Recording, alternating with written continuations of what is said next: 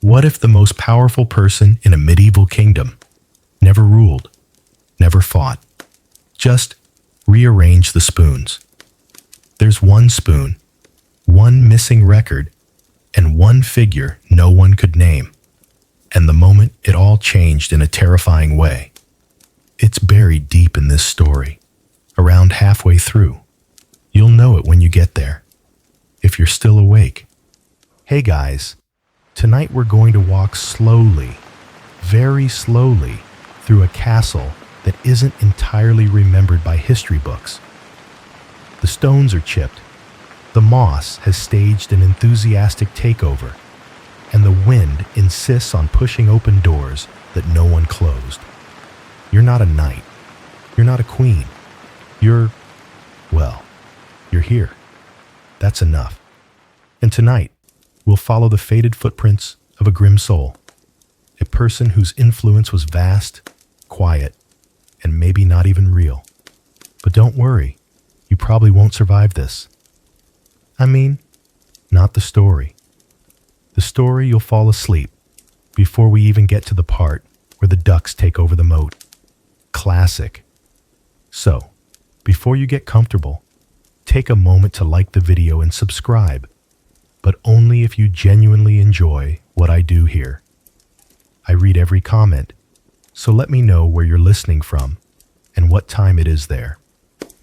Now, dim the lights, maybe turn on a fan for that soft background hum, and let's ease into tonight's journey together.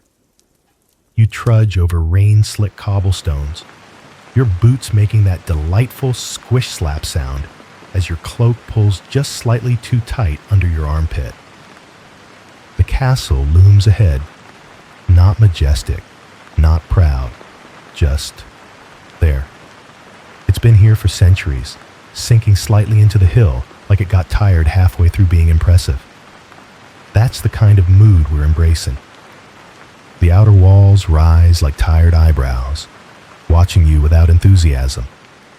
As you walk under the rusted iron portcullis, your eyes catch on a stone just to the left. Unremarkable, but clearly chipped in the shape of something deliberate. A mark, a crest. Maybe just the accidental result of a careless sheep with too much energy. Historians still argue whether these markings were intentional signs from early Masons or just evidence that goats are nature's anarchists. Inside, the air changes. Not colder, not damper, just older. You inhale dust that once passed through the lungs of kings, or their horses. Hard to say. The first room you enter is long and narrow. Tapestries cling stubbornly to the walls, depicting triumphs so faded they now resemble a game of medieval Pictionary. There are no guards, no staff. Just a silence so thick, you could butter it and serve it at breakfast. You keep walking. Your boots echo with exaggerated confidence down a hall once used for war councils, then, more recently, bean storage. To your left, a staircase spirals upward like it had a secret and immediately regretted telling anyone. At the top is a small chamber where the stones are warmer. Strange, given that no fires burned here in decades. Someone used to stand here. A person who didn't sit unless absolutely required. A GrimSoul. You don't know their name. No one does. But you can feel it. That hum. That specific kind of power that isn't loud, isn't flashy, but rearranges entire kingdoms over tea. Out the arrow-slit window, rain brushes softly against the ledge. Below, a garden has overgrown so wildly it now resembles a slightly haunted broccoli patch. The GrimSoul's touch was here too, though no statue bears their face. That was the point. They weren't here for glory. They were here for something else. Something that made history take an awkward sidestep. A small wooden bench slouches in the corner. On it, a fragment of parchment rests, somehow dry. You pick it up and read, "He who speaks last writes the first line." Curious, possibly metaphor. possibly just lunch instructions. Still, the ink is made from crushed elderberries. That much you recognize. A technique favored in northern courts, especially during the long, rainy winters when official ink supplies froze. Outside again, you walk along the battlement. The wind picks up. Somewhere, a shutter slams. Once, then again, like someone politely trying to wake the past. The grim soul, they say, never raised their voice. Instead, they rearranged feasts, rewrote duty rosters, and altered marching orders by changing the flower supplier's schedule. Wars delayed by a misplaced invoice, entirely possible. At the far end of the wall, you find a carved chessboard in stone. The pieces are missing, but the layout is etched in perfectly preserved lines, not just for play. This was a planning tool. Military, maybe. Domestic, more likely. One square marked with a nearly invisible X, maybe a position in the kitchen staff. That's the kind of move they'd make. The rain eases. The clouds roll over to nap elsewhere, and the sun threatens to poke through like a shy librarian.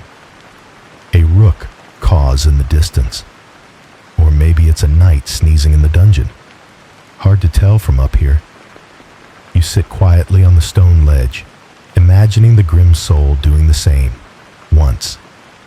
Watching. Waiting. Not for glory or love or recognition, but for the exact moment a dynasty might trip on its own shoelace, and the right whisper to stop it. And then you hear it, not out loud, just in your mind. A question that echoes without form. If a soul saves a kingdom by silence, did they ever live at all? You don't have an answer, but the stone under your fingers is smoother where a hand once rested. That's enough. You rise and move back inside, slowly, quietly. Just in case they're still listening, you follow the corridor's soft curve like a stream bending around an old rock. This place doesn't go in straight lines anymore, and neither do your thoughts. Down one long hallway, a tapestry flutters ever so slightly, though there's no draft. You pause, listen, smell bread. Not fresh bread, not even stale bread. More like the memory of bread, like the scent left behind by a particularly responsible baker who cleaned up after themselves 3 centuries ago. You reach a wide chamber with benches pushed up against the walls like they're in time out. In the center, a table that once held ledgers now slumps under a thick layer of dust and disappointment. You brush it away, revealing rows and rows of numbers, grain inventories, flour rations, chicken foot counts. Yes, not chickens, feet. Probably some bureaucratic efficiency no one asked for. And it's here that you realize this castle, this dynasty, wasn't ruled by swords or banners. It was ruled by boredom, paperwork, bread quotas, and somewhere in this beige-toned empire of tax scrolls and barley audits lurked the grim soul. A low laugh escapes you, quiet but real. Imagine the power, not of raising armies, but of withholding oats. You run your finger along the ledgers.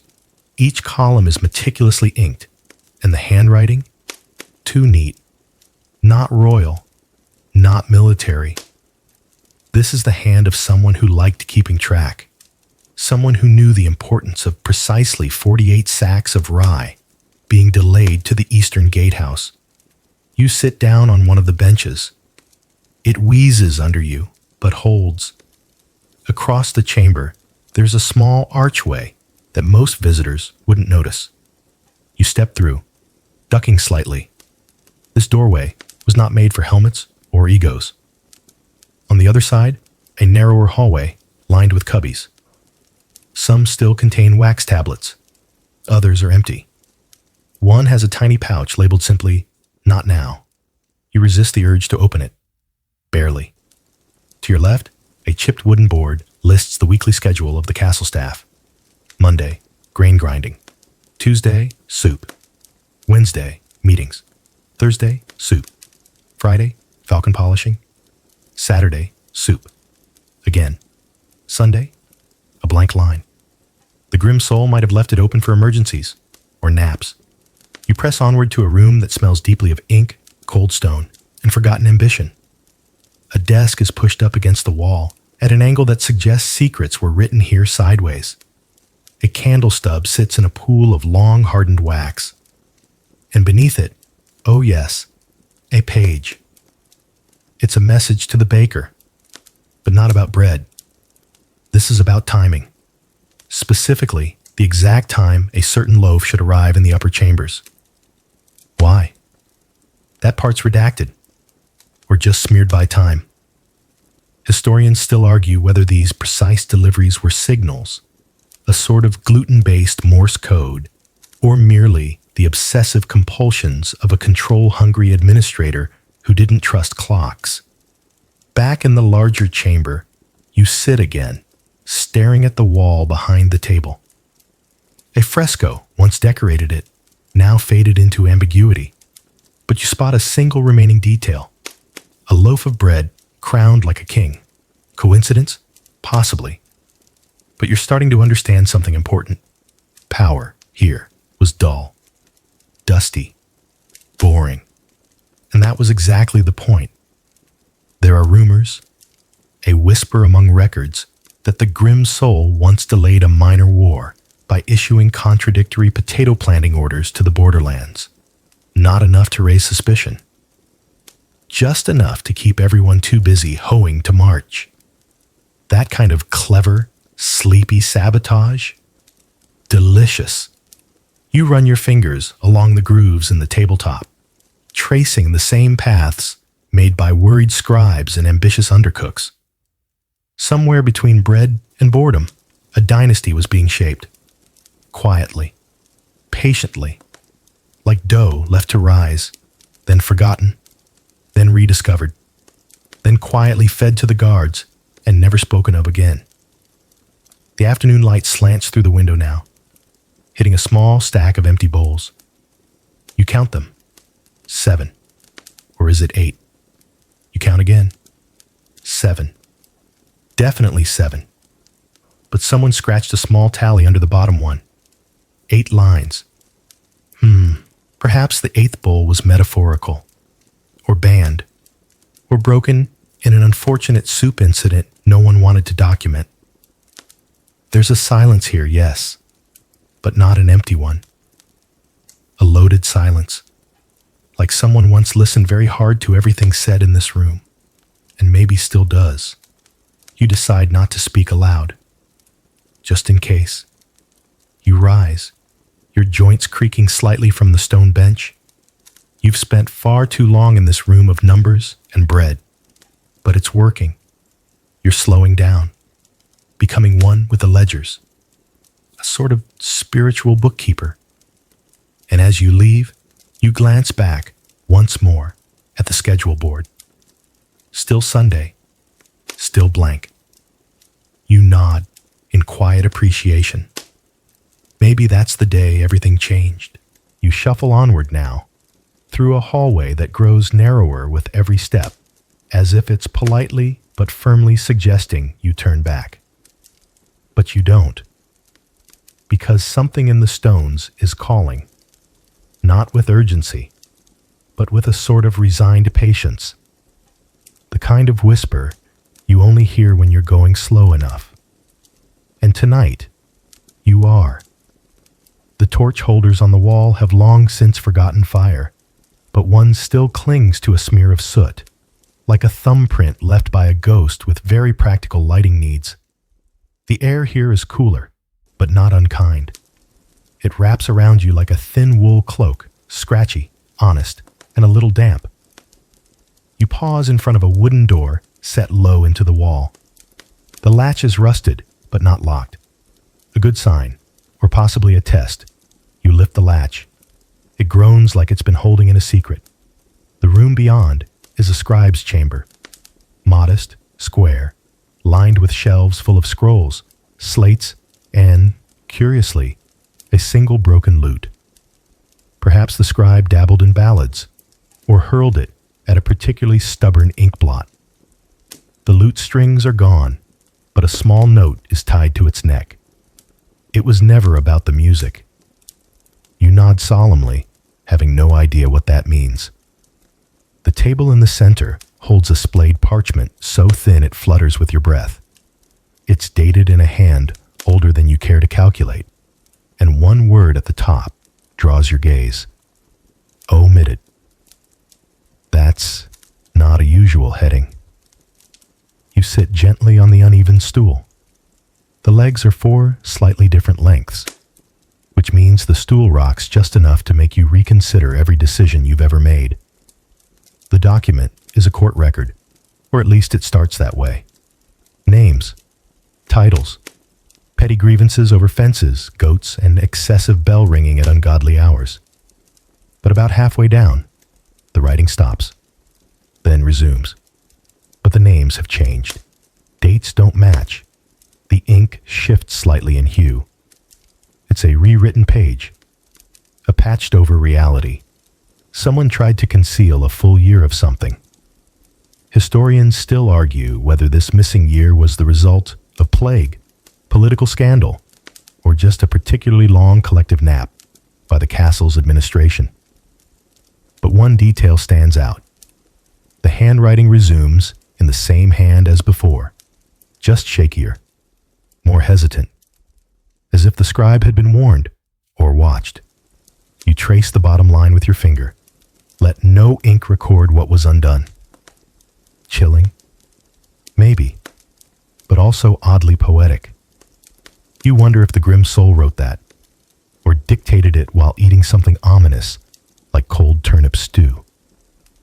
To your right, a narrow window peers out over the back of the keep. Below, a forgotten courtyard hosts a gathering of weeds in full medieval regalia. At the center stands a well, crooked with age, stones chipped from rope and rumor alike. They say a message was once tossed into that well, not to be read, but to be hidden. And here's the thing. There are no other records of this omitted year. Not in the royal archives, not in the merchant tallies, not even in the salt ledger. And those are famously petty. You rise and move to the shelves. Scrolls rest in weary bundles, some labeled, some wrapped in what appears to be very old bacon. You select one with a faded seal that reads, "Do not read unless extremely bored." Naturally, you open it. Inside, an account of a minor servant who suddenly became not minor. They were given responsibilities well above their station, invited to meetings, consulted on issues of poultry, tariffs, and, oddly, curtains. No explanation, no title change, just a shift. And then a year later, they vanish from the records again. No farewell, no dismissal, just poof. Or rather, shh. The scroll ends with a question. How does one erase presence without absence? You exhale slowly. You're starting to see the pattern. Someone, something, operated in the cracks of this dynasty, not as a villain, not even as a hero, just as gravity, constant, invisible, reshaping everything around it. On the far wall, a chart hangs lopsided. It tracks the use of ink by quarter. And here's where it gets weird. The missing year? No drop in ink usage. In fact, a spike. Twice the usual amount, meaning something was being written, just somewhere else. You run a hand along the desk's underside. Nothing. Then again. And there, your fingers catch a groove. You duck down and find a tiny drawer. Locked. Naturally. But beside it, scratched into the wood, ask the wall. You look up. The wall, of course, does not answer. But a single stone near the window is smoother than the rest. You press. It shifts. Click. The drawer pops open. Inside, a quill.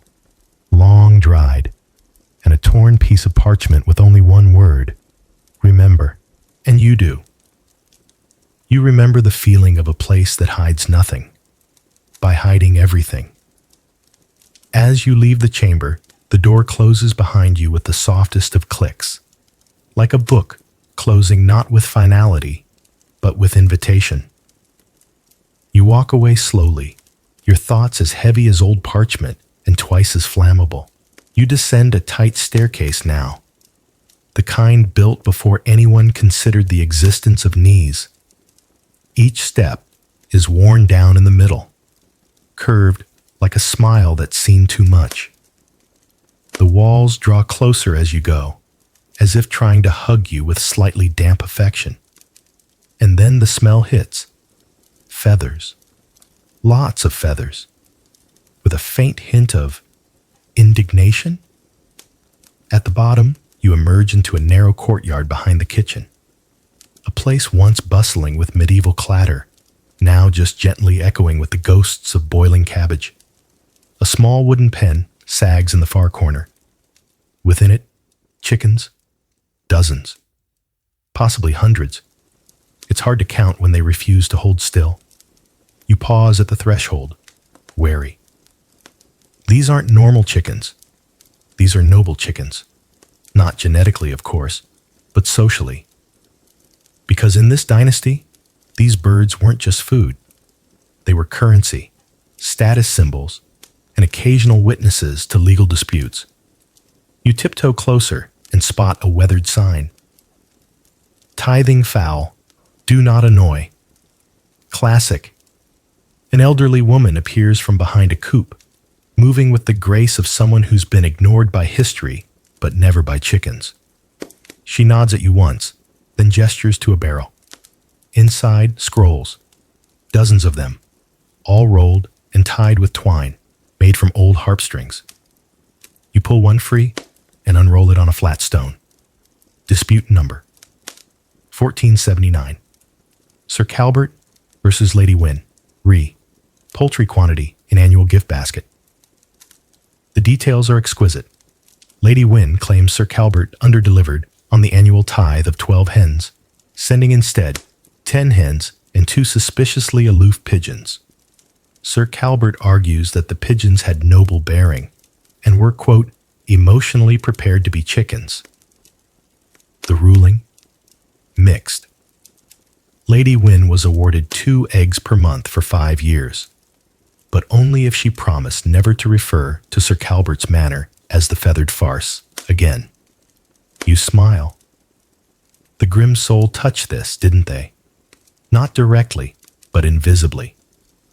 There's a note at the bottom of the ruling, unsigned, unsealed, but in that same precise ink you saw before. It reads, "Let peace roost quietly." Historians still debate whether these petty cases masked larger political maneuverings. Was the chicken tax simply a way to reroute grain supplies? Were poultry weights a code for land transfers? Or was it just a bureaucracy so convoluted that it looped back around to genius? You reach for another scroll.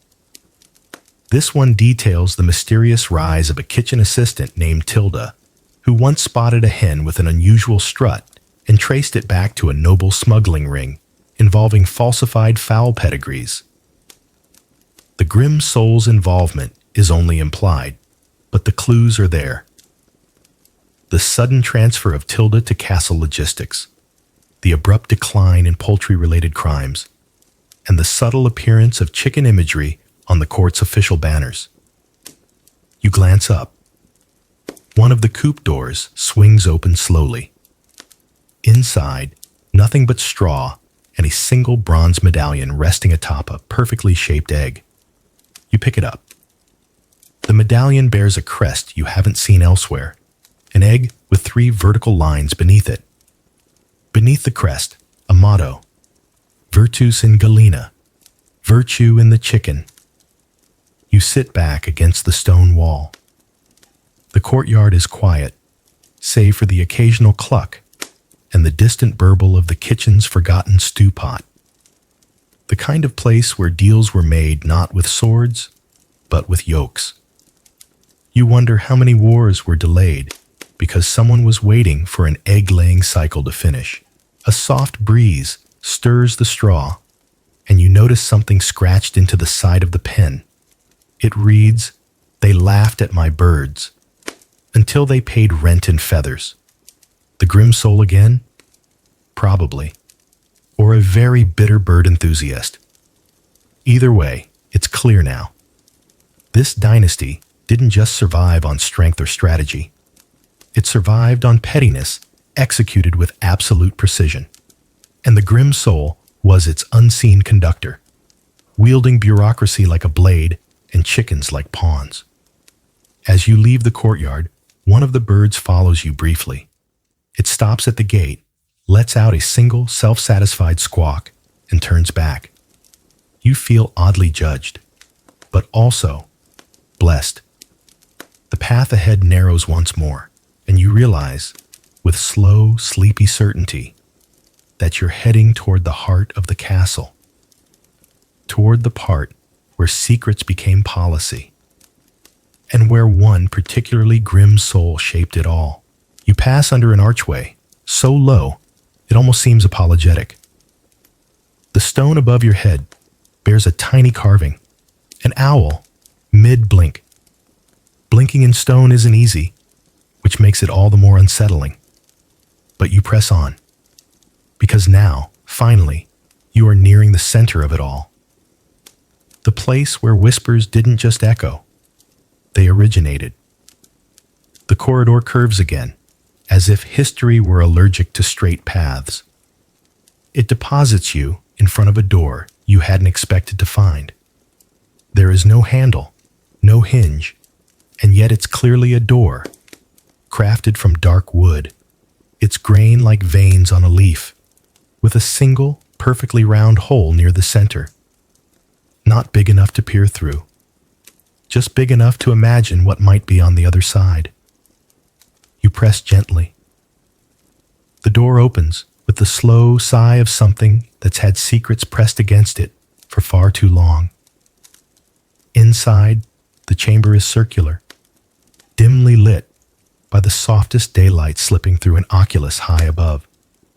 The walls are lined with chairs, 12 of them, each unique, each mismatched, and each facing inward.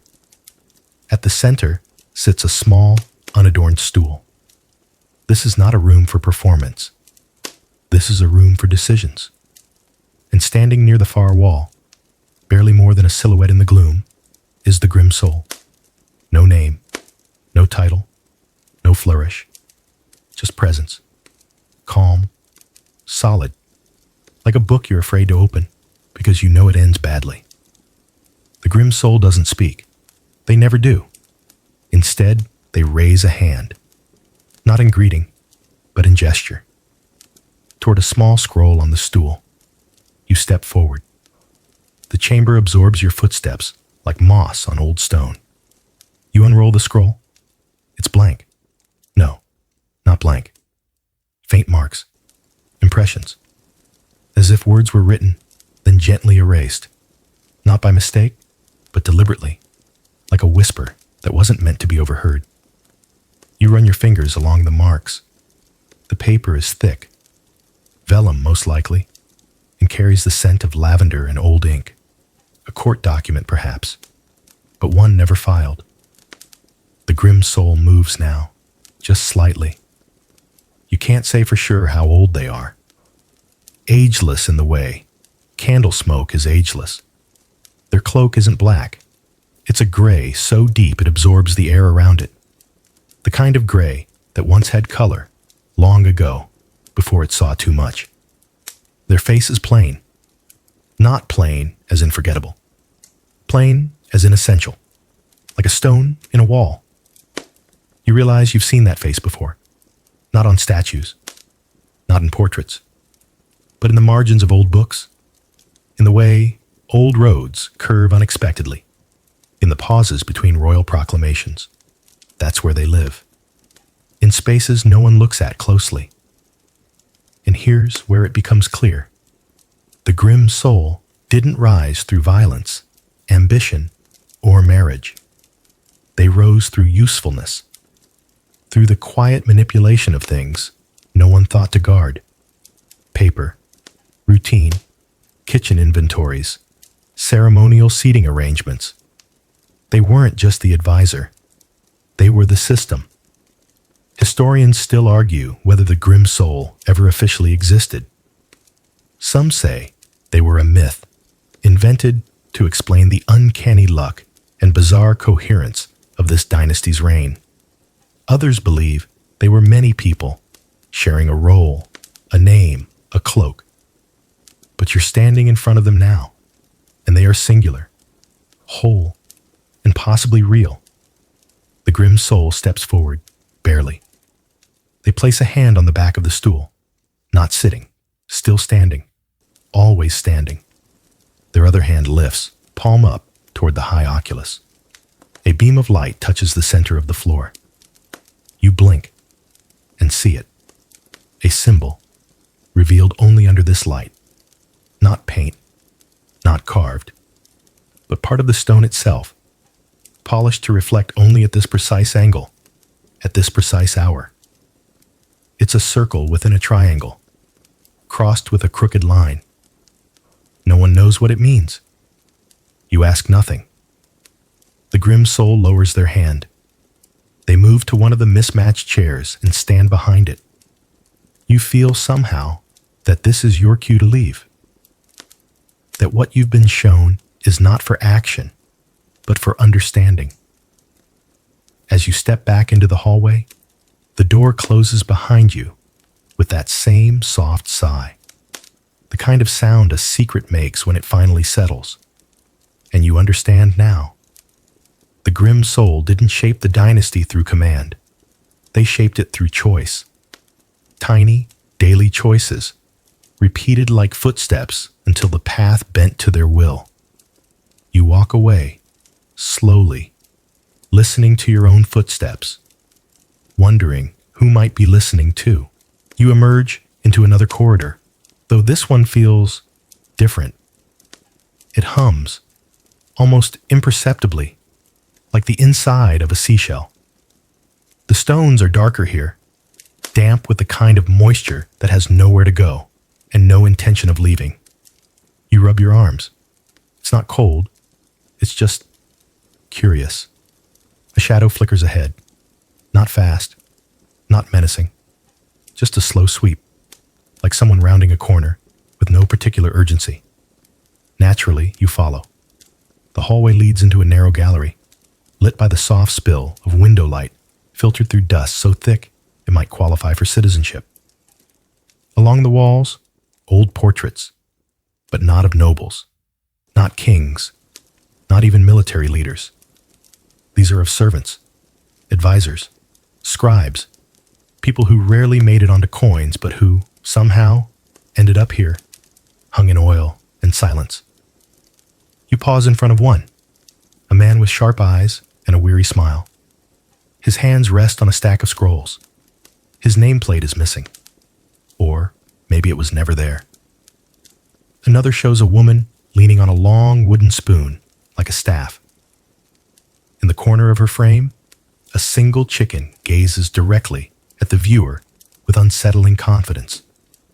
And then, at the very end of the hallway, a tapestry unlike the others. Smaller, darker, more modern in technique, but still ancient by your standards. It shows a corridor, this one in fact, but empty. Except for one detail, a faint figure standing just where you are now. You look behind you. Nothing. Still, your heart adds one unnecessary beat. As you enter the room beyond, the smell of herbs greets you. Strong, bitter, grounding. You recognize rosemary, maybe dried mint, and something more astringent, like crushed nettle or overboiled truth. The room is small, square, and strange. There's a low table in the center with 7 small bowls placed in a perfect circle. Each one contains a different substance. One with ash, one with feathers, one with dried peas, another with tiny teeth. Animal, you hope. Another with bits of copper wire. One with cracked beads. And the last with soil so black it drinks the light. In the middle of the circle, a single iron nail driven into the stone floor. No explanation. No ritual in progress. Just a sense of something left unfinished. Or more likely, never meant to be finished. You sit down against the wall, taking it all in.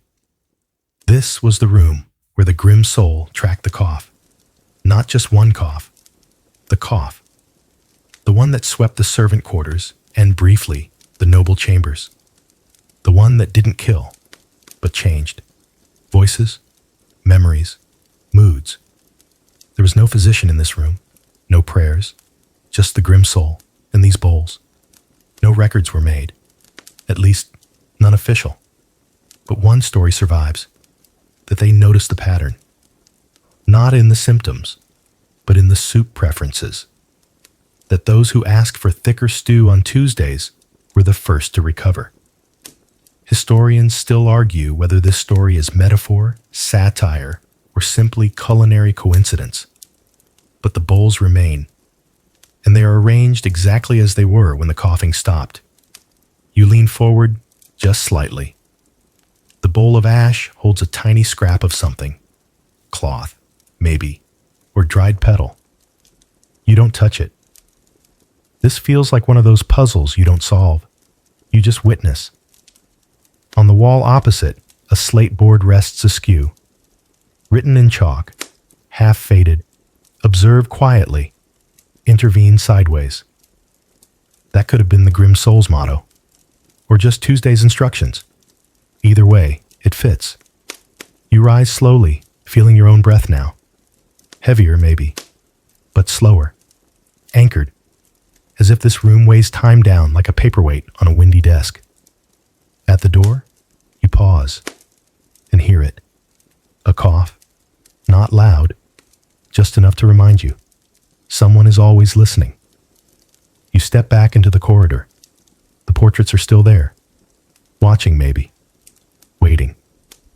And as you walk, you notice something you hadn't before. Each portrait has a thread stitched into the corner, a gray one, slightly frayed, the same color as the Grim Soul's cloak. No signatures, no names, just threads, a way of marking without marking, a signal too quiet to be heard unless you were already paying attention. You smile. Of course. The Grim Soul didn't need titles or medals. They had thread and patience. And now, so do you. You follow the corridor as it softens into a wider, lower passage, where the walls are tiled in stone so worn that even the spider webs seem unsure where to anchor. Ahead, a faint golden glow peeks through an open doorway. The kind of light that only flickers above too much food and too many secrets. You're entering the great hall now. Once, it held hundreds. Now, only echoes dine here. And dust. Always the dust. It drapes itself across the long tables, like a bored cat. You step gently across the floor, your boots making no sound, as if this room still holds breath. At the far end, the high table remains intact, though its chairs are staggered at odd angles, as if left in haste, or disagreement, or both. A silver goblet stands untouched in front of the largest chair. It's tarnished in that regal way silver gets when nobody dares to polish it. This was a banquet once, a large one, too large, by the look of things. A feast that was meant to celebrate something, an alliance, perhaps, or a harvest that didn't fail for once. But instead, it became a pause, a moment when everything stopped smiling at once. You walk along the table and spot the small, practical touches of court logistics. Place cards carved in wood, etched with initials and coded symbols. Napkins folded in ways that might double as semaphore signals. You lift one and find a tiny note tucked beneath.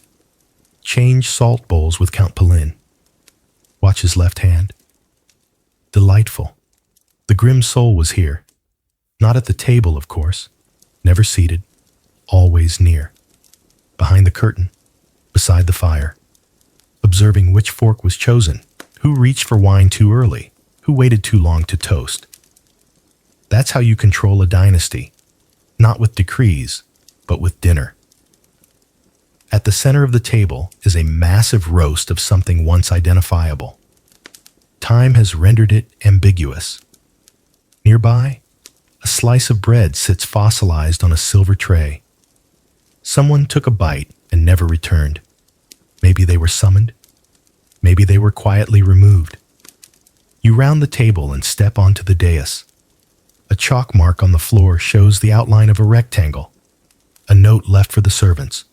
Do not move until dessert. What exactly wasn't to be moved? That's lost to time.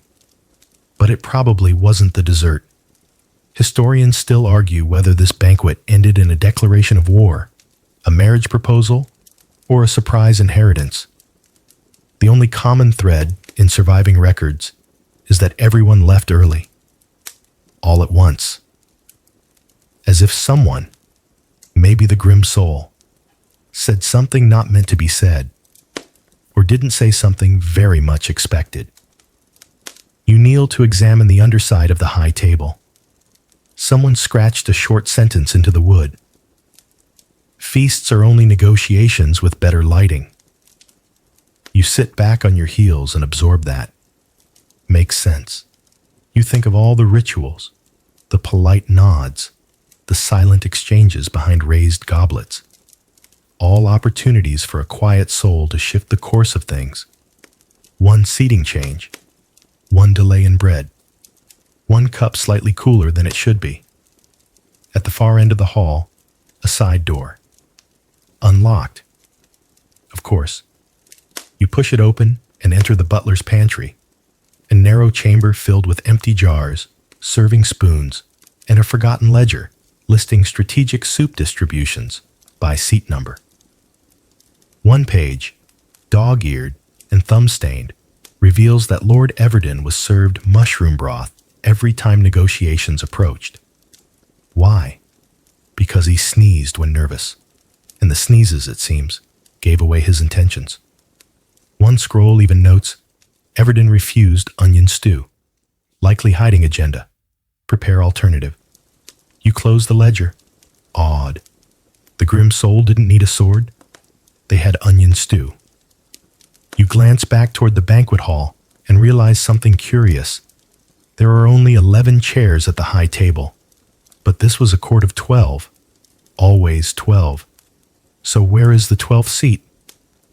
You walk slowly, counting again. Still 11. Until you look just to the left of the hearth. There it is. A plain stool, slightly apart. No place card, no plate. Just presence. The GrimSoul's seat, if it can be called that. Close enough to hear everything. Far enough to be forgotten. And beneath it, carved faintly into the stone. To move the game, don't sit at the board. You step back. A breeze shifts through the hall, though there are no open windows. You feel the weight of the room. Not heavy, but thick with memory. Laughter, frustration, fear. The kinds of emotions people think they hide, but always bring to the dinner table. As you turn to leave, you notice something else. Each goblet has a different watermark. Not random, intentional. A quiet code. You leave it for now. Because understanding that would require a second feast. And you, dear listener, have other corridors to walk. The hallway from the feast narrows into something older now. Older than the rest of the keep even. You can feel it in the stones. They press inward, not with menace, but with memory. A low groan follows your footsteps, like the castle is politely clearing its throat. You descend a short flight of steps, worn into lopsided swoops by centuries of boots. Then suddenly, Air. Fresh, pine-laced air. You've reached the garden, or rather, what's left of it. The outer wall is overgrown with ivy, thick as tapestries, clinging to crumbled brick like shy guests who never went home. But beneath the tangle, you see shapes. Rows, once precise, now rebelliously organic. A path, no longer straight. Raised beds, swallowed by wild mint. Somewhere, a rosemary bush has conquered a whole bench and seems unapologetic about it. And at the center, of course, the tree. Twisted, tall. It's not majestic. It's stubborn. A pine, ancient and oddly elegant, its needles fanned out like careful notes across a parchment sky. Beneath it, a small stone bench, barely wide enough for two. Possibly wide enough for one person with a lot of regrets. You sit. The silence here is different, less hollow, more attentive. It's said the grim soul spent mornings in this garden, not strolling, not clipping herbs, just watching. Not the plants, the needles. One story claims they read patterns in fallen pine needles like tea leaves, interpreting court fortunes from the way a breeze disturbed the ground. Another insists they trained a magpie to rearrange the needles deliberately, though no one has proof of that, and the magpie in question was said to be extremely sarcastic. You glance down. There are, indeed, needles scattered across the garden path, mostly random, but some aren't. A small arc to your left, a cluster in a tight knot near your foot, a single straight line leading toward a cracked planter. Coincidence? Of course, probably, but just to be sure, you follow the line. It leads to the planter, a once proud stone basin, now filled with moss and, oddly, marbles. You pick one up, cold, cloudy, heavier than expected. Someone's secret hobby? A forgotten game? A small plaque lies half buried in the soil. You clear it gently. The garden is where the unspoken gets organized. Lovely, vague, suspiciously on brand. You wander the garden now, slowly. In one corner, a trellis still stands, though its vines are brittle. Etched into one post, tiny notches. 7 of them, spaced irregularly. A child's height chart? Or something less innocent? Historians still argue whether the garden served as a retreat, a classroom, or a covert meeting place. Most agree. The grim soul cultivated more than just herbs here. You pass a patch of wild chamomile. Sweet, soothing. Next to it, thistles. Spiky. Defensive. Possibly symbolic. A bird lands nearby. A small gray one, like a smudge with wings. It hops once, twice, then pecks at the dirt and pulls out a pin. A sewing pin. Just lying there. You pick it up. The tip is dulled. The head bears an engraving, 3 dots and a slash. Some sort of code? Or maybe the grim soul just likes sewing in confusing places. You pocket the pin, just in case. At the far edge of the garden, a broken sundial slouches into the weeds. Its gnomon, the part that casts the shadow, is missing. In its place, a wooden spoon, jammed into the slot like a joke. You grin. That's definitely the cook's doing. Or maybe it's symbolic. Maybe the cook was the gnomon all along. You turn back toward the tree. A soft breeze stirs the needles again, and they fall. 1, 2, then 5 at once. They land in a shape that looks oddly familiar. A half circle and a line, like a closed eye. You pause. Maybe the grim soul wasn't reading the needles. Maybe they were leaving messages with them. You stand slowly, resisting the urge to brush away what's fallen. The message, whatever it was, wasn't for you. Or maybe it was. The castle behind you rises, dark against the fading sky. The tree shivers once more, its branches clicking like old bones. You step back toward the inner hall, glancing one last time at the bench. A new needle lands. You don't look. Let it be mystery. After all, some secrets are better grown than explained.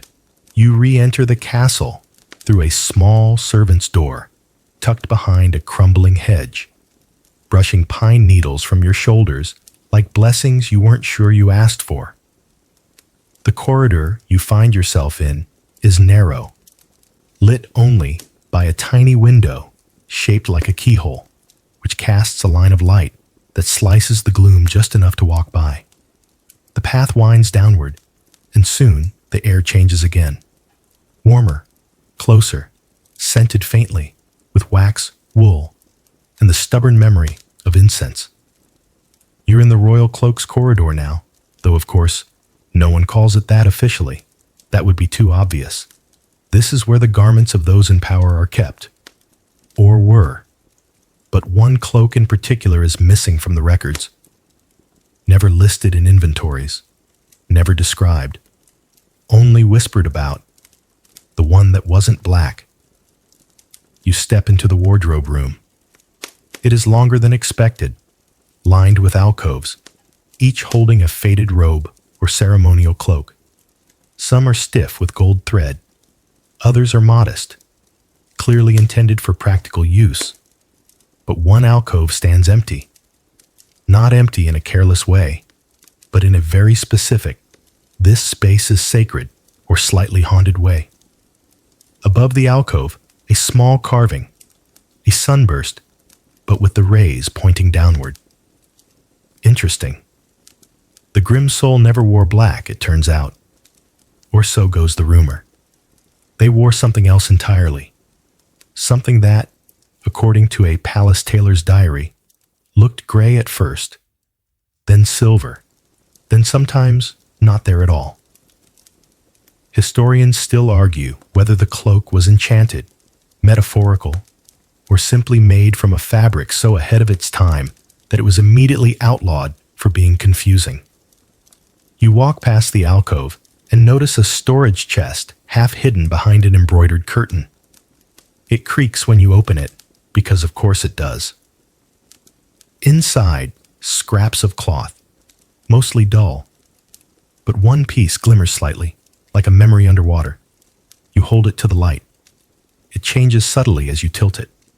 Gray, then violet, then nearly invisible against the shadows.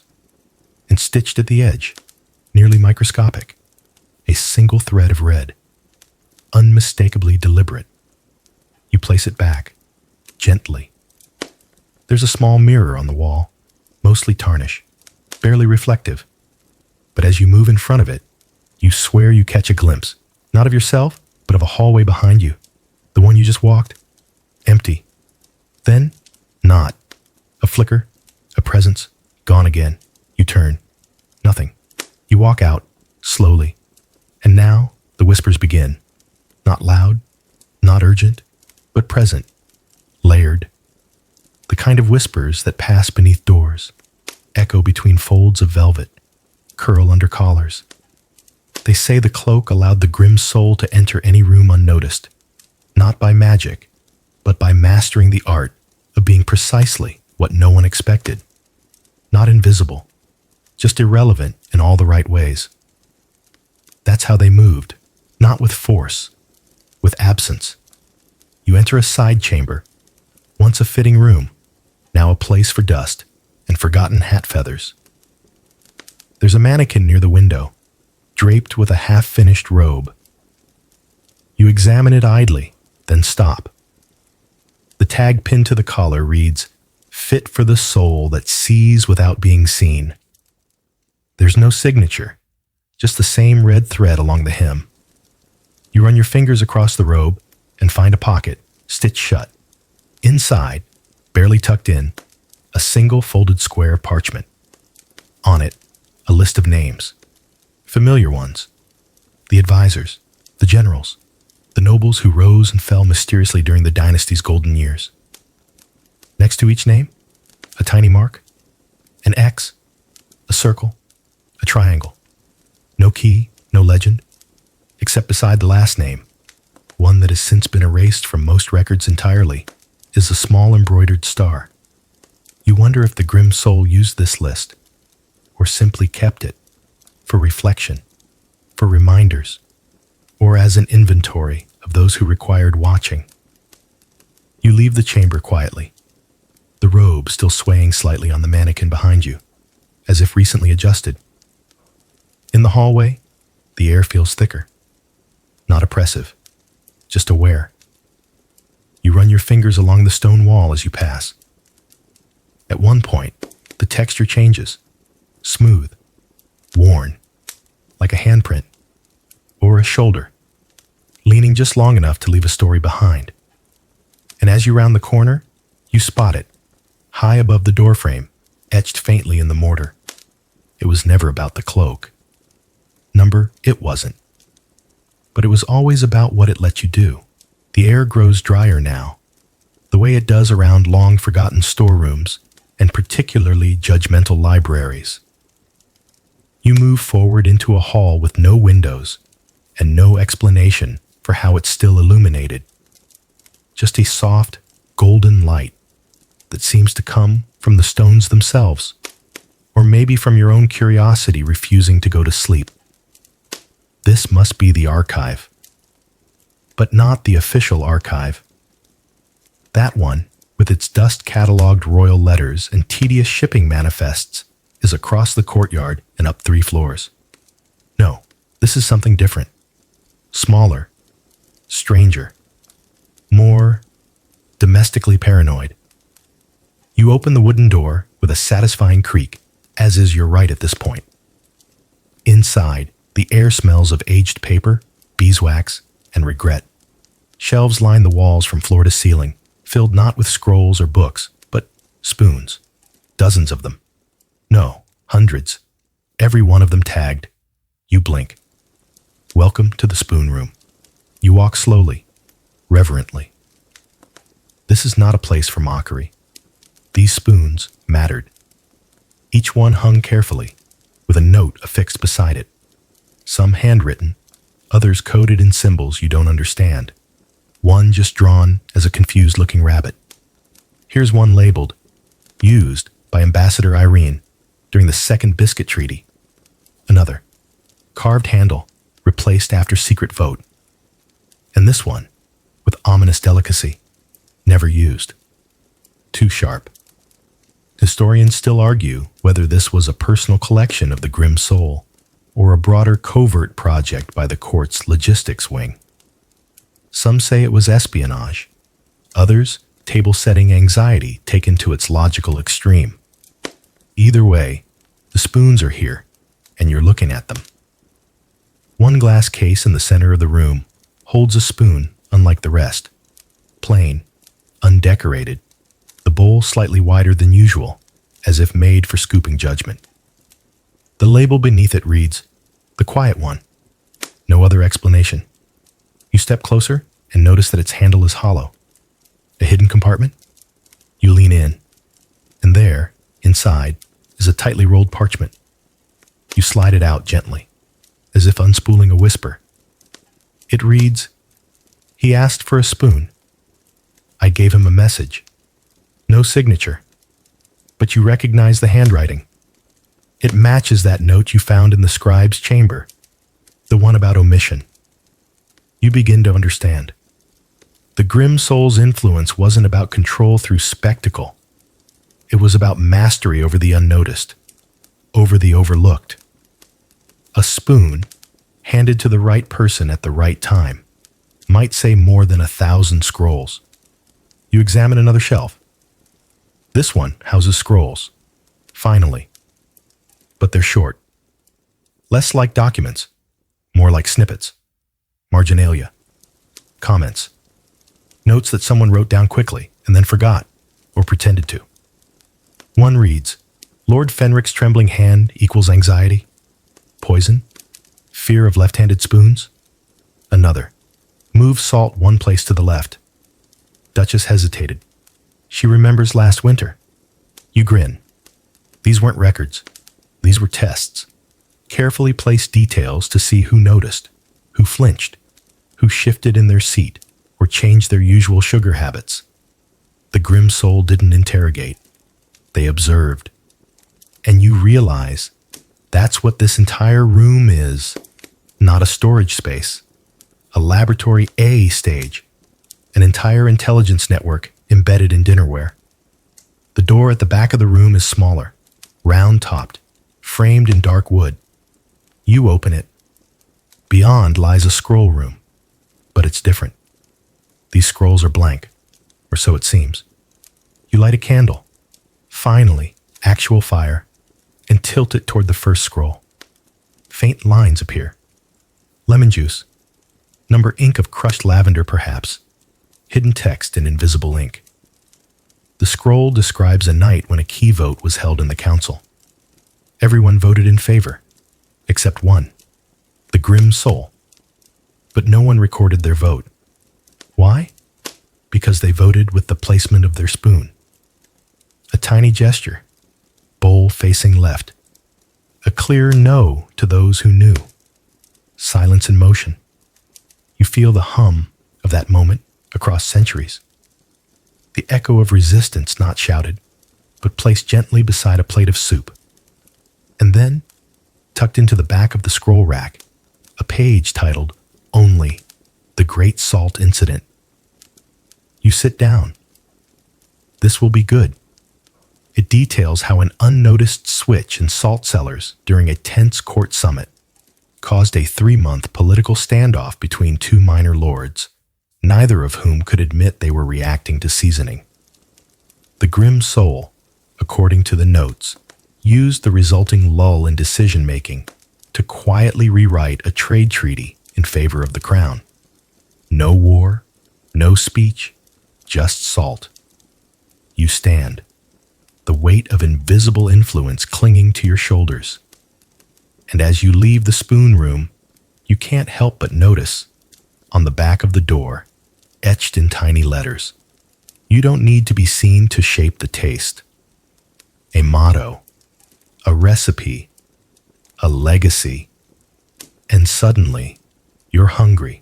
You step out of the spoon room, feeling somehow both nourished and unsettled, like you just consumed a meal you didn't realize you were eating. The corridor ahead is quieter now, carpeted with a thin layer of dust, so even your breathing seems too loud. You round a corner and nearly miss the doorway.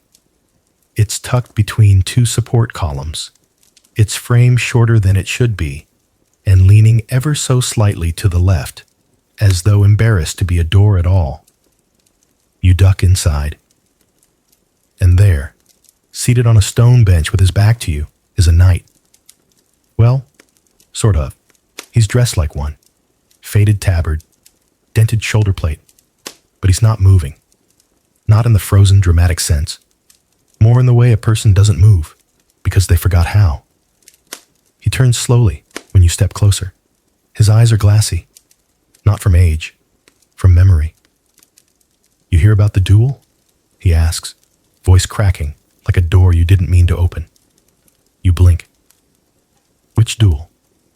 He stares past you. The one I won, or lost, or maybe neither. You sit beside him, respectfully leaving 2 feet of dusty bench between you. He speaks again, voice drifting. I remember the blade, the banners, the silence afterward, but no one else does. The records say it never happened. A knight who remembers a duel the world forgot. Classic GrimSoul territory. He continues, slowly, haltingly, like pulling thread from damp cloth. There was a challenge, an insult, something about boots or bread. It escalated. We fought. I remember the crowd holding its breath. He pauses. But the next day, it was gone. The court moved on like it never happened. No bruises, no mention. Just a dream I woke up sore from. You glance around. This chamber was once used for practice. The walls still bear marks. Scuffs, dents, a sword gash that slices a crude smile into the stone. You run your hand along it. A whisper of laughter floats through the room. Faint, detached, as if history is amused. The knight leans forward. I think someone decided it wasn't useful. My duel. My moment. It was edited. You ask softly, by who? He shrugs. Not sure, but someone who knew where the ink dried. You nod. That sounds like the GrimSoul. Historians still argue whether entire events were sometimes rewritten after the fact, quietly erased or gently altered so that the official story bent in favor of cohesion. Some say there's a hidden chamber full of canceled duels, revoked proclamations, and erased marriages. Others say the GrimSoul just knew how to nudge a scribe's pen at the right moment. The knight stands slowly now, joints popping like punctuation marks. He turns toward you, eyes clearer. I don't need it remembered, he says. Just noted. You nod again. Noted. He smiles, not with teeth, but with something softer. Then walks toward the door, where he vanishes into the corridor, like mist or memory. You remain seated. Around the chamber, training weapons rest along the wall. One is wrapped in red cloth. You unwrap it gently and find a wooden practice sword with initials burned into the hilt. 2 letters, both scratched out. No name remains. You stand and walk to the far corner, where a cabinet leans open. Inside, armor pieces, misfit and mismatched. One bears an engraving. To fight is noise. To be forgotten, quiet or still. You touch it, and the dust lifts slightly. A journal lies underneath. Only one page is intact. It reads, "If silence follows you after the clash, it means you weren't meant to be heard. Yet." The rest of the journal is blank. Or maybe it hasn't been written. Or maybe it was, and someone decided silence was a better ending. You step back into the hallway and close the door behind you, gently. No one else will remember that night, but you will. And somewhere, so will the GrimSoul. The hallway grows cooler now. Not unwelcoming, just thoughtful. Like the castle itself is deep in conversation with time, and you've wandered into the middle of its long pause. Your footsteps slow, without you realizing it, drawn forward by the scent of old ink and the whispery rustle of parchment shifting in the dark. Ahead, a door with 3 locks, all of them open. You step inside. The room is small, barely enough space for a desk, a chair, and a shelf stacked with legal scrolls tied in ribbons so faded it's hard to tell if they were ever colored at all. You inhale, and it smells like dry ink and formal confusion. This is the legislative room. Or more accurately, the room of almost laws. On the desk, 3 scrolls lie side by side, all written in the same hand, all dated within the same week, all titled, identically, Ordinance Concerning the Regulation of Public Seating. You smile, naturally, but as you read, you notice something else. Each scroll is different. Same topic, different outcomes. The first mandates all benches be widened. The second reverses it, narrowing them again for reasons of moral geometry. The third abolishes benches entirely, citing a desire to promote active patience in the citizenry. 3 scrolls. 1 week. No official record of any of them being enacted. You check the margins. Each bears the same small sigil, barely visible. A single drop of red ink shaped like a teardrop with a line through it. You've seen it before. On the GrimSoul's notes. On the thread from the cloak. And now on these nearly forgotten legal ghosts. Historians still argue about these kinds of scrolls. Passed, then withdrawn, then passed again in slightly altered form. Some say it was bureaucracy's natural hiccup. Others believe it was a method, a way of testing reactions. Floating policy, like trial balloons, with just enough helium to be noticed, but not enough to fly too far. You You turn to the shelf and pull out another scroll. This one bears a title both precise and unhelpful. Regulation number 1142-C of personal distance and official closeness. You scan the text and discover a series of exact measurements regarding how close one may stand to a royal advisor during moments of mild political disagreement. It includes diagrams. One involves a goose for scale. You grin. The GrimSoul's influence, again. Only they could turn proximity into policy with a straight quill. You continue exploring the desk drawers. One is locked. You nudge it. It opens anyway. Inside, an ink pot. Ordinary, except for the fact that it's dry and cracked and very clearly empty. Next to it, a note. 3 laws. 1. Ink pot. Choose which one stains. You sit down in the chair, a little crooked from centuries of quiet debate. You imagine the GrimSoul seated here once, deciding not what the law should be, but how people would feel about it. The subtle difference between order and persuasion. A paperweight rests on the desk. Simple, heavy, shaped like a crow. Underneath it, a folded note. The law is not what's written, it's what's accepted. You stare at that line for a long time. It's the kind of phrase that sounds obvious until it isn't. The wind hums softly through a crack in the wall, stirring a few loose papers. You pick one up. It's blank, except for a name. Yours. You blink. It's probably a coincidence, right?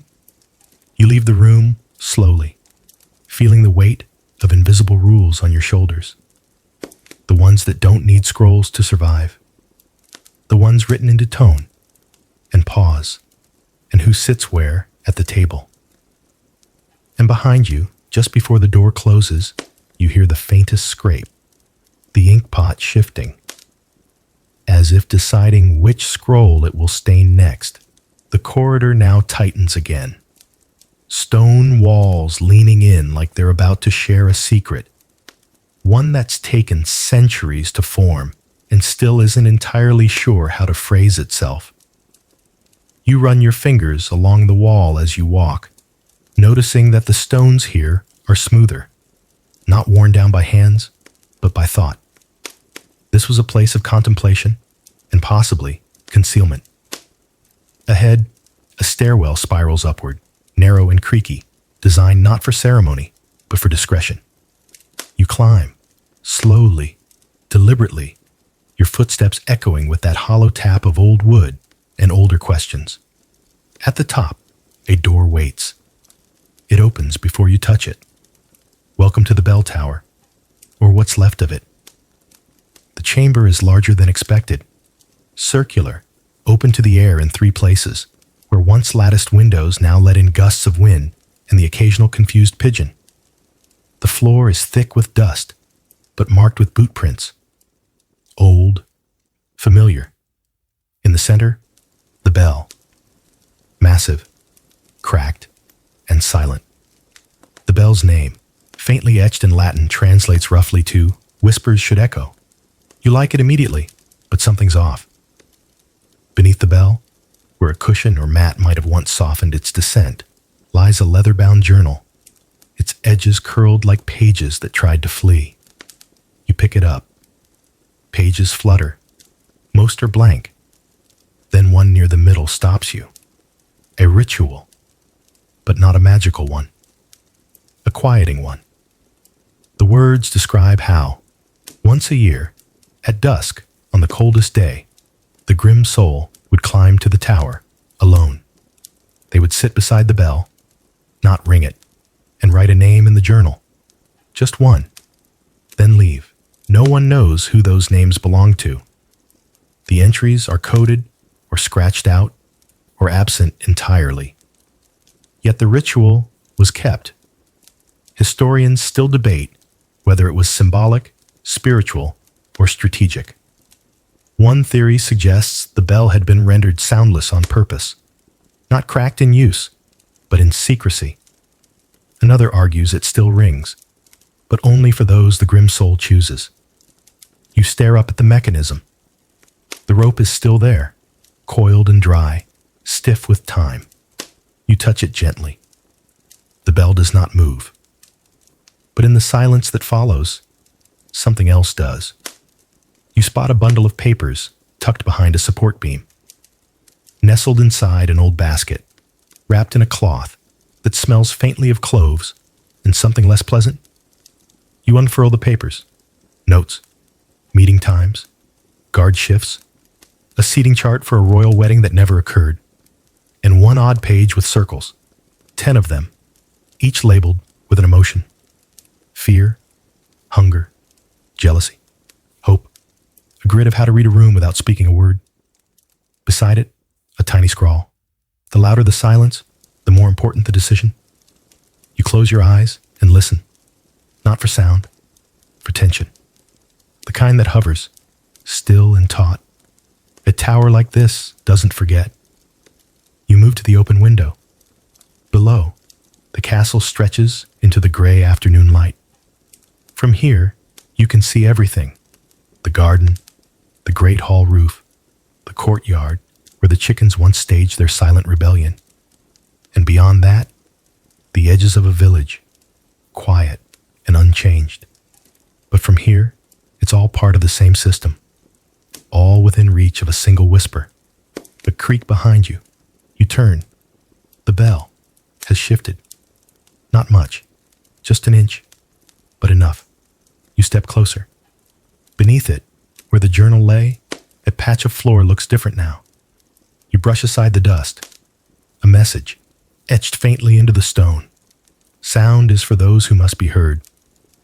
Silence is for those already listening. You place your hand on the bell. It's cold, doesn't hum, but it knows. The GrimSoul once sat here, watching, noting, waiting. Not to ring alarms, but to record what no one else would notice. You stay a moment longer, breathing the thin air of high secrets, then descend slowly, the journal still in your hand. The bell doesn't move again, but it doesn't have to. You heard what it didn't say. The stairwell creaks beneath you as you descend. The kind of creak that sounds like it's been keeping secrets far longer than you've been walking them. You return to the corridor, slightly dazed from the altitude and the quiet weight of that bell tower's invisible chime still echoing in your chest. You don't have a destination in mind anymore. You just walk. And the castle, in its own way, guides you. Eventually, you find yourself standing in front of a door, painted a strange shade of greenish blue, like a peacock who lost a bet. A plaque beside it reads, simply, His Majesty's Royal Chamber of Personal Effects. Do not touch anything, especially the slippers. Naturally, you open it. Inside, a bedroom. Not grand, not ceremonial, personal, and oddly, warm. Sunlight spills through a high window, falling across a velvet chaise that has collapsed slightly in the middle, as if someone indecisive once sat there too often. The room is a curated mess of royal habits. A half-read book lies on the floor beside a chair, with one leg shorter than the others. A goblet of something long evaporated still rests beside the bed. And most curiously, the monarch's slippers are missing. That's right. Gone. Just not there. You step forward and immediately notice the small signs of panic. A wardrobe left ajar, the edge of a rug flipped up, a drawer left open with one sock halfway out. This wasn't a calm removal. This was an incident. You begin to piece it together. The king's slippers didn't vanish. They were taken by someone who knew the value of comfort, the GrimSoul, of course, and not for fashion, not for mischief, but as a message. You approach the nightstand. A letter sits atop it, unfolded but unsent. It begins with a regal flourish, but quickly spirals into frustration. To whom it may concern, it has come to my royal attention that certain items have been relocated without consultation. I understand your intent is not to undermine my reign, but my left heel is beginning to protest this disruption with uncommon ferocity. I implore you to return the slippers post-haste and to perhaps consider future acts of reform through more traditional channels, i.e., not involving my footwear.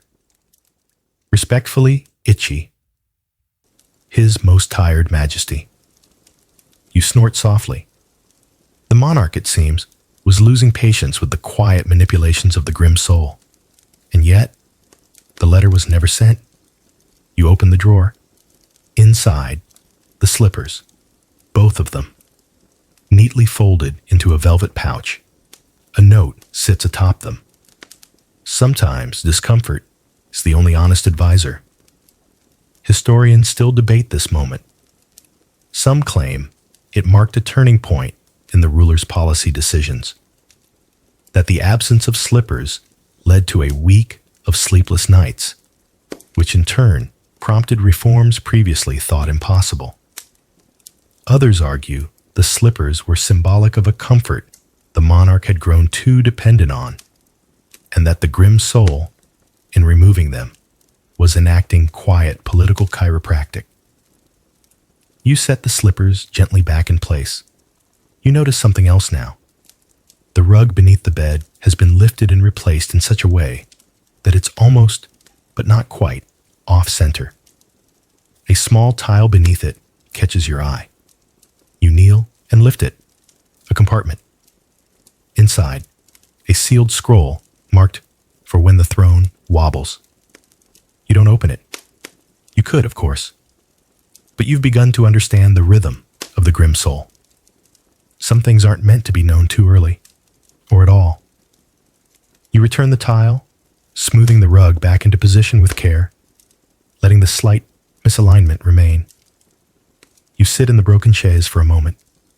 It sighs beneath you, and you think, not about slippers or scrolls, but about how even the smallest disruption, one cold floor, one missing comfort, can reroot an entire dynasty, and how the GrimSoul didn't just whisper in halls or draft shadow laws.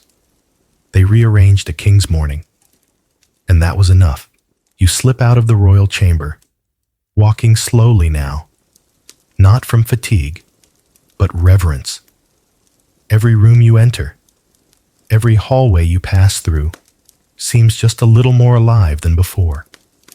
Or maybe you've learned how to listen properly. The corridor guides you again, turning gently, then suddenly narrowing into a familiar stretch of stone.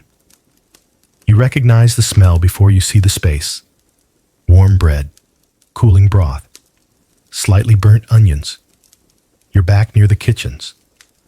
But this time, you take a different path, one hidden behind a rack of copper pans that clang gently as you brush past. A narrow staircase leads downward, the steps crooked with age. The air cools again, but not uncomfortably.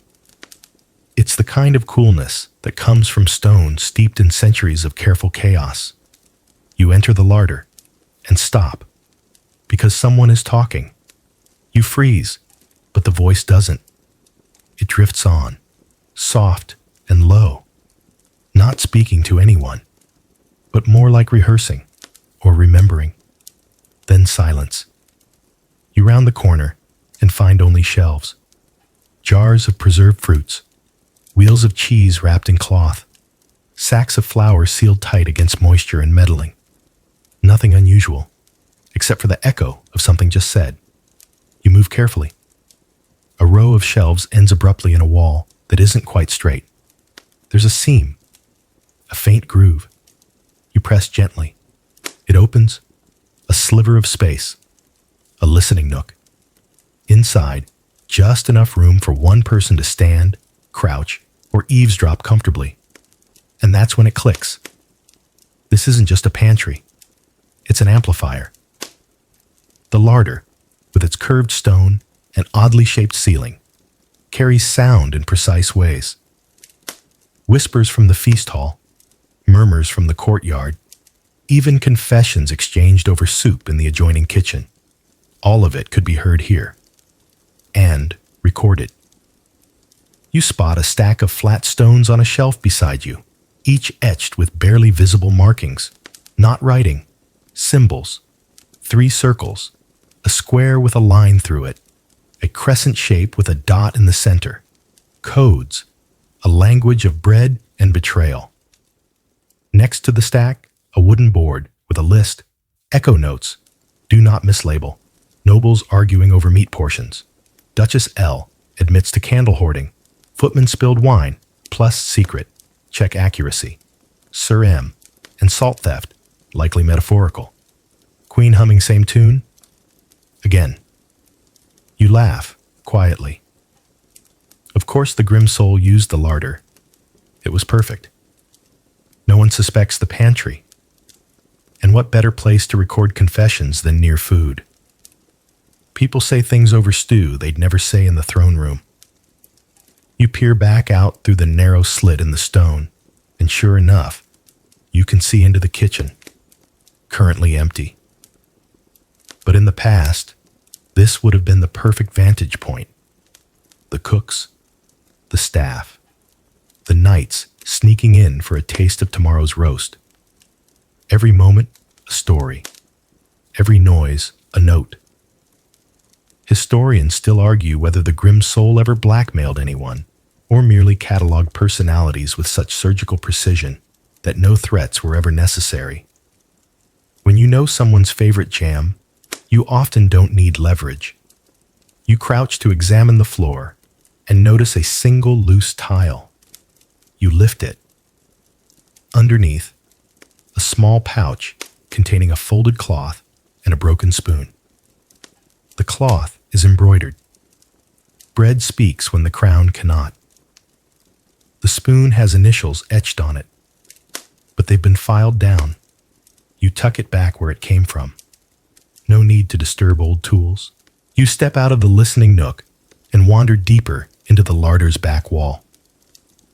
There's a small door here, barely high enough for a child.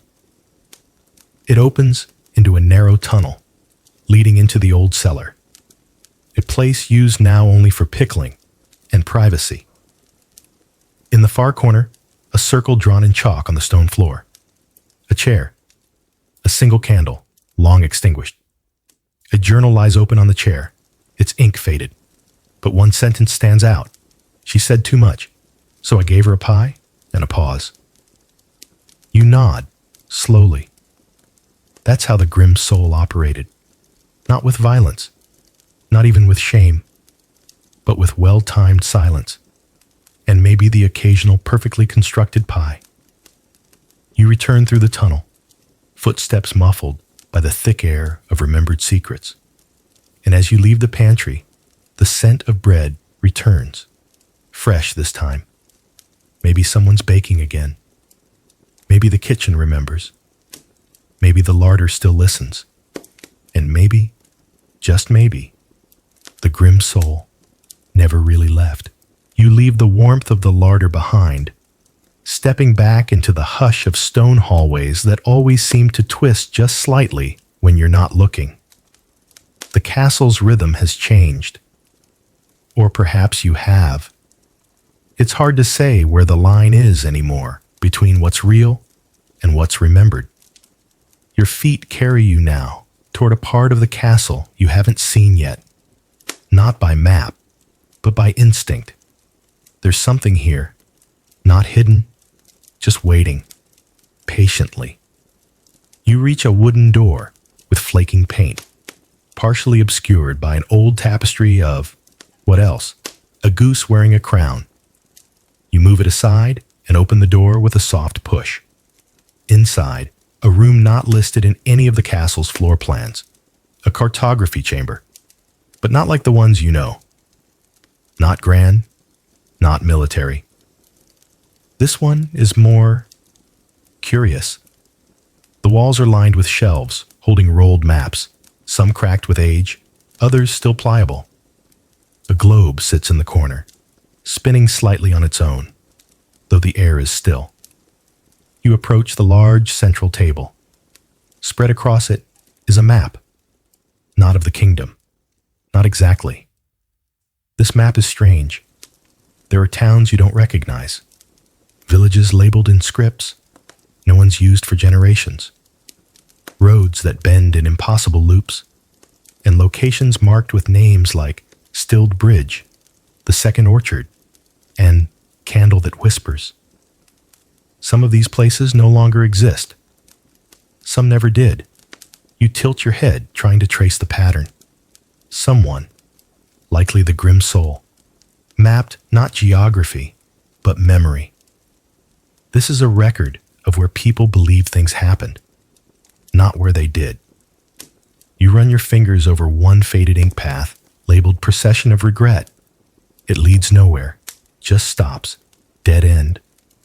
A scroll on the side table catches your eye. Unrolled, it reads, "To govern belief, do not correct the map. Let them walk toward places they need." You sit down slowly. This wasn't about deception. This was about direction. Sometimes, people need a place to believe in, even if it isn't real.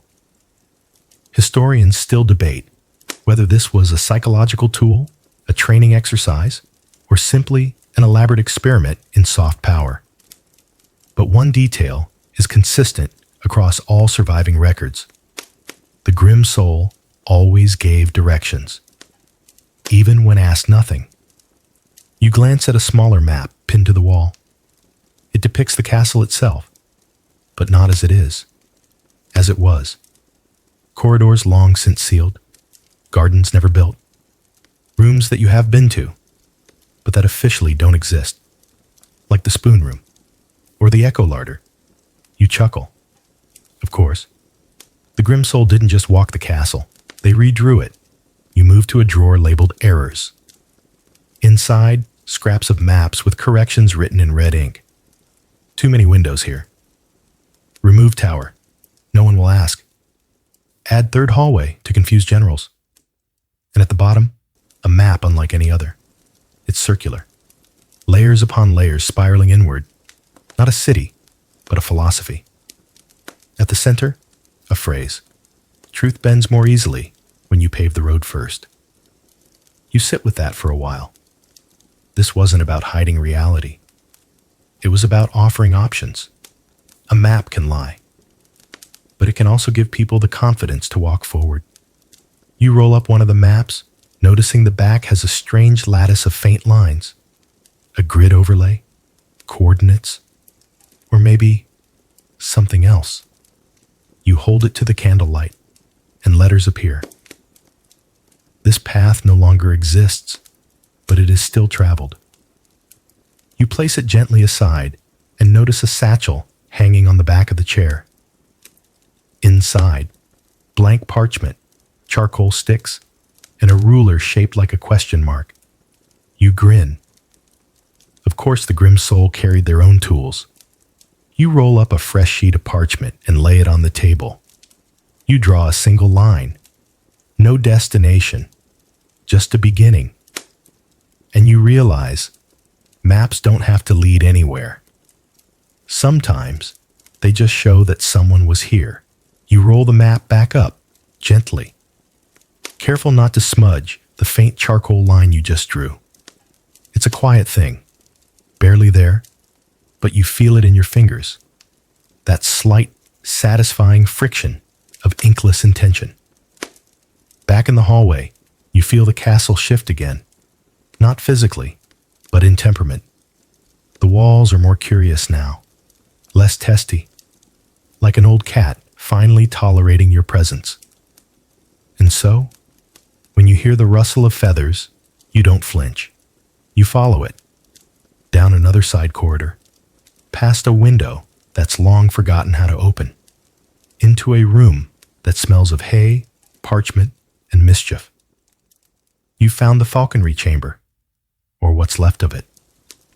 The air here is drier, tinged with the scent of worn leather gloves and powdered bone. Rows of wooden perches still line the walls, though only one is occupied now, by a bird you don't quite recognize. It's not a falcon. It's stranger. Gray, but too smooth. Watching you with one eye, the other suspiciously closed as if it's seen too much and refuses to see more. The bird does not fly, but it nods. That's enough. At the center of the room, a long, low table covered in scraps, bits of ribbon, wax seals, short scrolls, and curious tiny tubes. One is labeled, right leg, safe, left leg, statement. You smile. This wasn't just a training chamber. This was a messaging hub, but not for the king, not for generals, for the GrimSoul. Because when you need to send secrets in a palace full of eyes, you use something no one watches anymore. Birds. You lift one of the scrolls. It's tiny. 5 words only. The garden listens. Act normal. You open another. Delay the honey shipment. Trust me. Each message is signed with the same mark, the barely visible red line through a circle, and each scroll has a feather tied to it. Not from the bird who carried it, but from the bird meant to be blamed, should the message be intercepted. Layered misdirection. Delicious. Historians still argue about the so-called bird script system, whether it was real or simply the paranoid invention of a scribe who feared daylight. But the consistency of the messages, the strange accuracy of court timing, and a handful of intercepted notes discovered in unrelated tax records suggest something clever was indeed afoot. Or a wing. You move to the far corner of the room where a cluttered desk holds a large parchment filled with diagrams. It's not a bird schematic. It's flight patterns. Specifically, the preferred flight paths of court messengers, plotted over wind maps and tower shadows. In the center, a circle drawn in dark ink, labeled Sideways Falcon. You pause. That's not a real term. At least, it wasn't. But a small note beside it clarifies, will not fly forward, only to the side, delivers truth crookedly. You blink, and remember the phrase from the map room. Truth bends more easily when you pave the road first. The GrimSoul didn't just use birds. They trained truth to arrive sideways. You walk to the window. Below, the outer courtyard stretches into the horizon, framed by fields and treetops. You can see the far spire, where the bell tower hums softly in the distance, a perfect place to watch without being seen. And from here, you notice something else. The garden's pine tree, the one you sat under, has a birdhouse. Old, weathered. You hadn't seen it before, but it's there. Of course it is. You return to the center of the room. The bird still watches you. The closed eye twitches once. You bow slightly, and from beneath its perch, it drops a final note. You hesitate, then pick it up. It reads, "This message was never sent." That was the message. You breathe it in. You're starting to understand. Sometimes the signal isn't the thing delivered. Sometimes it's the silence, the delay, the absence, the slipper not returned, the bell not rung, the bird not flown. That's how you shape perception. Not with force, but with feathers. You leave the falconry chamber with a strange sense of weight and weightlessness, a room full of wings, and yet it grounded you. That's the paradox of this place, and of the GrimSoul too, you think. The more invisible their actions, the more deeply they landed. You wander through a quieter hall now, lower than the others, where footsteps echo softer and shadows feel more ceremonial than ominous. A draft slides past your collar, carrying a scent that doesn't belong to corridors or candle smoke. Roast vegetables, cloves, fresh linens, and something else. Dust and anticipation. You follow it, and then you see the door. Tall, heavy, carved with floral patterns that feel too cheerful. Someone has clearly been trying to throw you off. You open it and blink. It's a banquet hall. But this one is different from the others you've seen. This is not the official dining room, nor the feasting chamber for royal declarations. This is set for no one. You step in carefully. The air holds a kind of stage fright stillness, as if the room is waiting for an entrance that never happened. The table is long, polished, immaculate. Plates, goblets, fresh-cut flowers, but no chairs, not a single one. You glance around, puzzled. Everything is ready. The bread is warm. The wine bottles are uncorked. The silverware is placed with precision so mathematically satisfying it might deserve a citation in a geometry textbook. And yet, no seats, no guests, no record. This is a banquet for absence. You walk the length of the table, noting small details. The wine is real. The food is untouched. And the table settings, each one is labeled, but not with names, with questions. If given everything, what would you refuse? What silence do you serve? Would you sit if no one asked you to? How many eyes are too many? Is this a punishment or a preparation? You stop at the last setting. There's no card, only a mirror. A small hand mirror, laid flat on the plate, its surface slightly tarnished. You see your reflection, but it's delayed by a half second, like it's considering whether to participate. You sit. Even without a chair, your knees bend automatically, almost respectfully.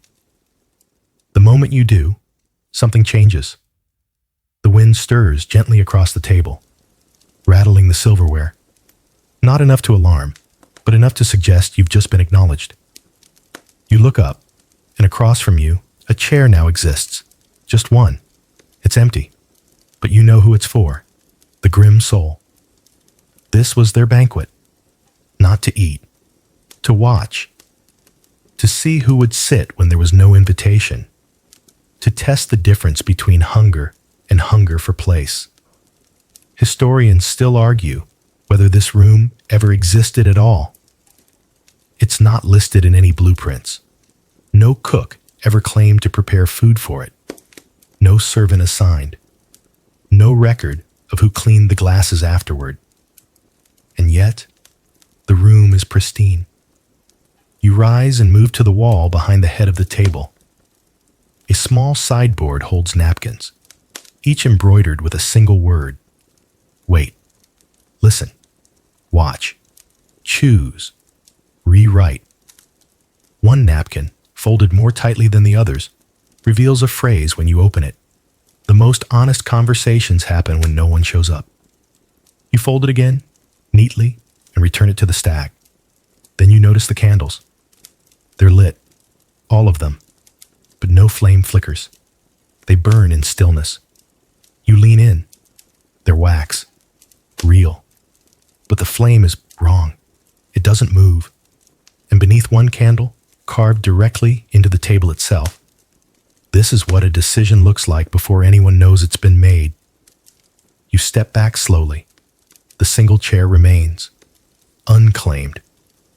You exit the room not looking back, because you understand now. This wasn't a meal.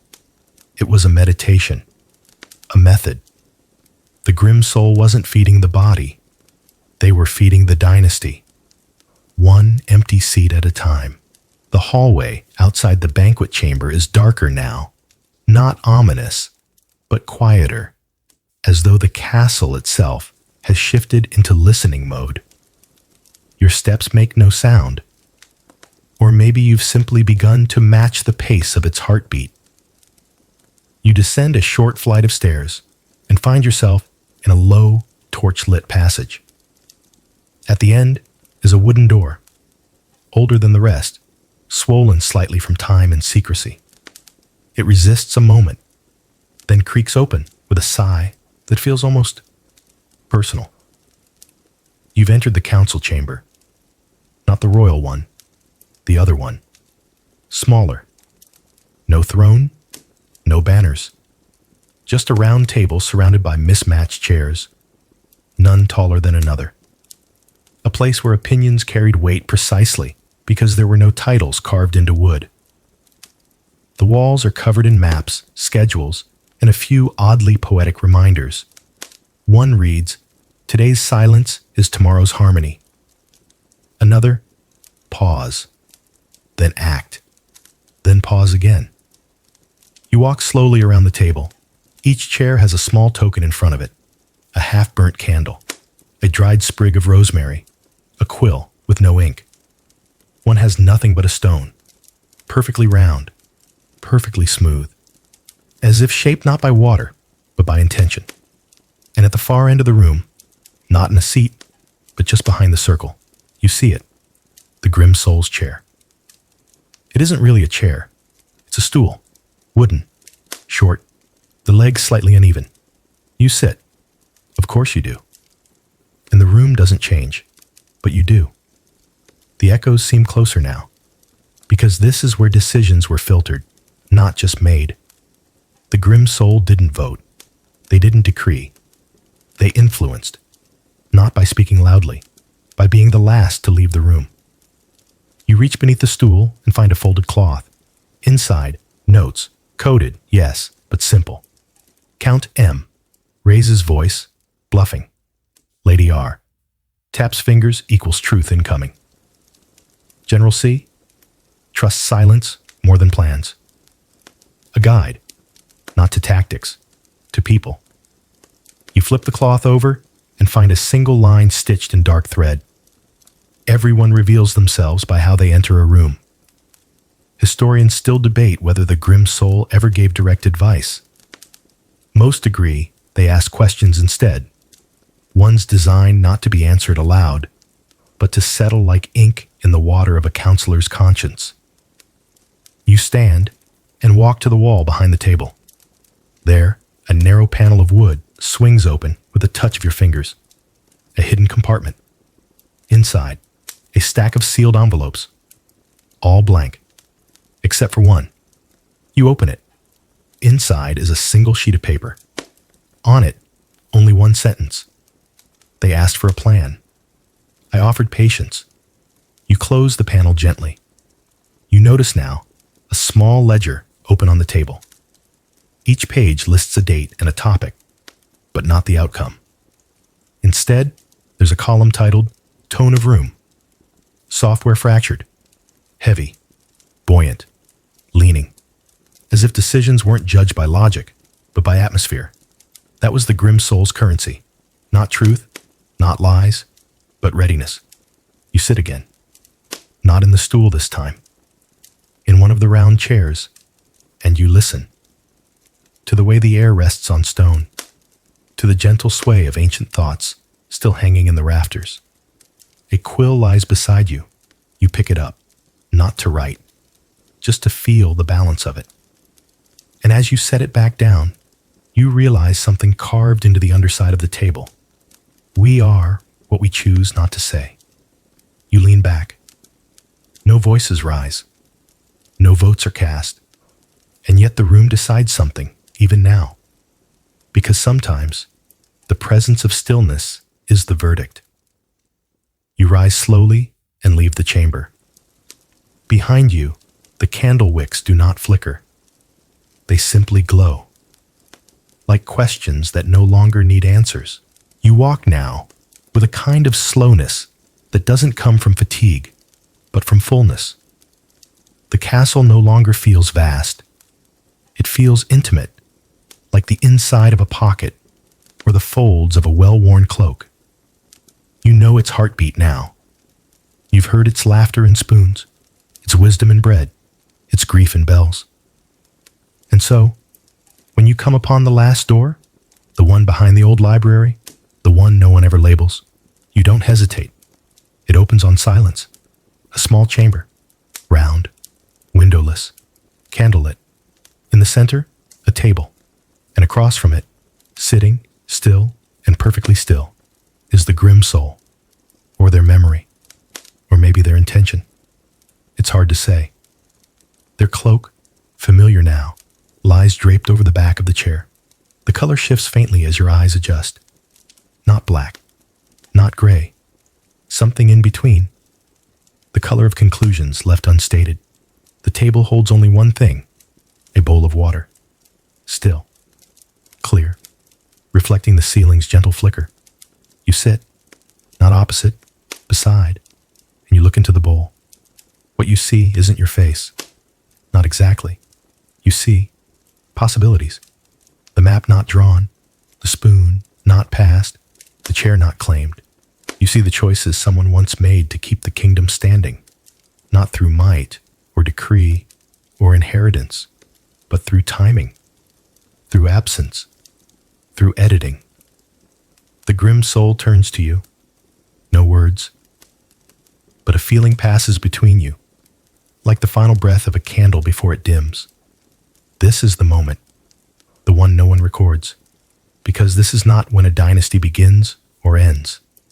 It's when it tilts, quietly, almost imperceptibly, but permanently. You stand. The GrimSoul remains seated. You reach toward the bowl of water and dip your fingers in. The ripples move outward, a soft disturbance, gone in moments, but the surface is forever changed. On the wall beside the door, you see it now. A small plaque, unmarked, but behind it, etched faintly into the stone, like someone didn't want it seen, are words. To rule with noise is to be remembered. To rule with silence is to be obeyed. You leave. The cloak remains on the chair, still waiting, not for a new wearer, for a new understanding. And now, the castle grows still. The candles burn lower, softer. Their glow fades not with fear, but with relief, like exhaling after a long-held breath. You step back into the corridor, and your footsteps no longer echo, because this story is complete. You've walked through forgotten chambers and remembered hallways, traced the path of a soul too quiet for legend, too constant for forgetting. You've seen how a dynasty can be shaped not through the roar of banners, but through the whisper of reorganized feast seating. How truth, when delivered sideways, still arrives exactly where it needs to. How a slipper, a spoon, or the placement of a pine needle can ripple through centuries. And now you've returned. Back to your breath. Back to your own quiet room, where the only throne is the pillow beneath your head, and the only crown is your softness, your stillness, your presence. Let the noise of the day drift far behind you. Let your mind rest in that round, candlelit chamber where decisions aren't made with words, but with patience. Where the GrimSoul still sits, watching, not in judgment, but in calm witness. Because you listened. And in doing so, you became part of their silence. So close your eyes now. Let your thoughts settle like the dust in a map room. Let your breath fall into rhythm with the invisible. You followed the quiet all the way through, and the quiet is grateful. You're still here, still breathing, still sinking into the quiet shape of a story that might not have had a hero, but definitely had a spoon shortage. The hallway behind you has gone dim now. Whatever faint noises you thought you heard, maybe whispers, maybe just your thoughts sorting themselves out, have faded into something slower, something softer. There's nothing left to discover tonight. No scrolls, no secret doors, no mysteriously misaligned chairs. Just this, a quiet corner of a very old castle, and a U-shaped dent in the air where movement used to be. You can stay here a while. No one will mind. In the distance, a bell doesn't ring. A rooster doesn't crow. And absolutely no one asks you to do anything. Even GrimSoul, wherever they are now, has probably found a shadow deep enough to rest in. And if you made it this far, if you remember the spoon, the map, the chair that faced the wrong way, you've earned a little stillness. You've earned this ending. So breathe once more. Let the candlelight stretch. Let the silence finish the story. Because sometimes the best part of history is that it's over. And if you ever find yourself restless again, if your thoughts get noisy or the world too bright, come back. There's always another forgotten hallway, another grim soul, another very boring tale waiting for you.